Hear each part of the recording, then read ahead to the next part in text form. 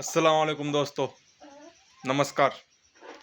स्वागत आहे आपला पुन्हा एकदा आपल्या यूट्यूब चॅनलवर ASR ॲग्रो फार्म.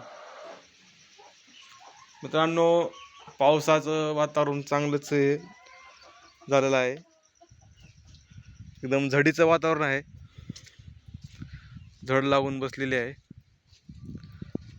या झडीमध्ये जनावरांचं अवघड आहे. त्यांच्यासाठी सुका चारा किंवा ओला चारा जी आहे ती चांगली सोय करणे आवश्यक आहे, जेणेकरून आपले शेळ्या, गाय असेल किंवा म्हैस असेल एकदम चांगल्या प्रकारे त्यांचं नियोजन लावणं खूप गरजेचं आहे. ज्यांच्याकडे 1-2 शेळ्या आहेत त्यांनी तुरीचा भुसा असेल, हरभऱ्याचा भुसा असेल,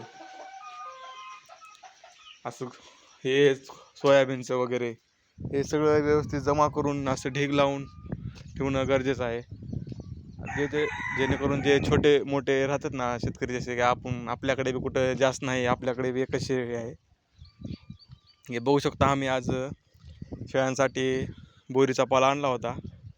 हे जुगाड बघा कसं केला आहे, जेणेकरून आपल्याला काटे ह्याचे टोचू नये म्हणून. बोरीचा काटा तर तुम्हाला माहीत आहे,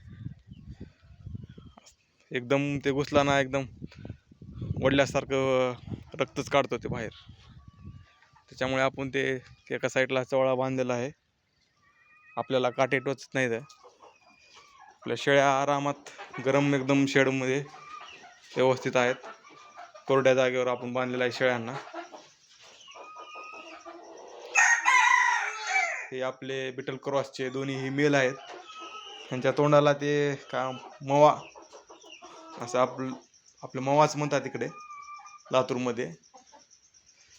हे पावसाळ्यात शक्यतो सगळ्यांच शेळ्यामध्ये, मेंढ्यामध्ये हे आजार येतच राहत आहे.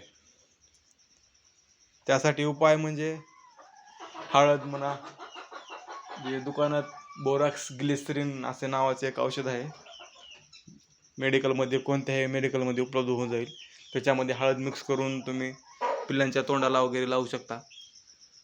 आता ह्यांनाही नाही म्हणलं तरी 8 दिवस झाले. हे आता हे काळं पडलेलं आहे, कमी होत आहे.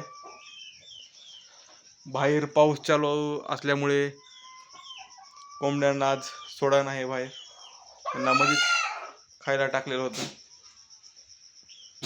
पावसात भिजलं ना ते वाह होण्याची शक्यता असते, त्यामुळे कोंबड्यांना बाहेर सोडलेलं नाही.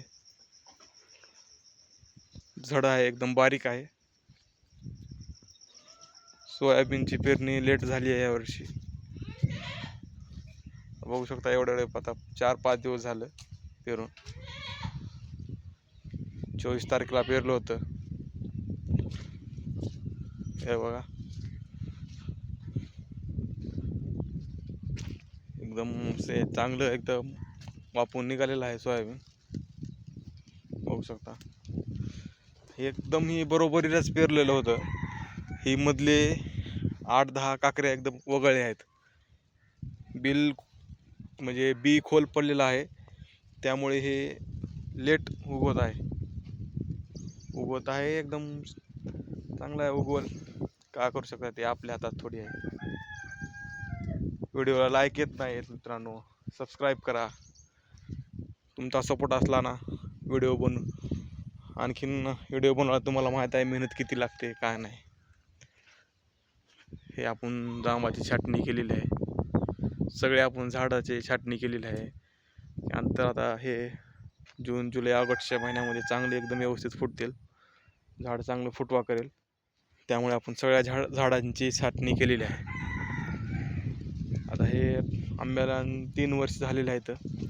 तर पुढच्या वर्षी यांना चांगलेच आंबे लागतील. मित्रांनो, व्हिडिओ कसा वाटला नक्की कळवा, लाईक करा व्हिडिओला. तर भेटू आणखीन नंतर आणखीन एका नव्या व्हिडिओमध्ये किंवा नव्या टॉपिकमध्ये. तोपर्यंत धन्यवाद.